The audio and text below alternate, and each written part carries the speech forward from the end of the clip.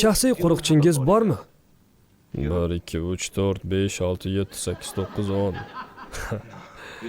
Mening birgina tansoqchim bor. Uning ko'zlari yo'q, ammo u ko'radi.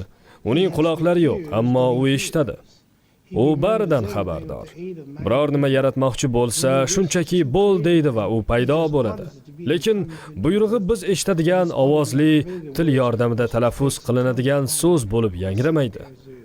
U hayollardagi sirlarni da eshituvchidir.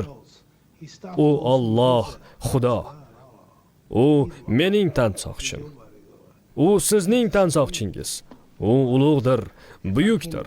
Tinimsiz u yon bu yonga alanglash, asabiylashish, nigohlar bilan kimlarnidir qidirish, tansoqchi yollash, xuddi atrofdagilarga qarab, men sizlarga ishonmayman deyish kabidir. Yo'q. Alloh mening qo'riqchim.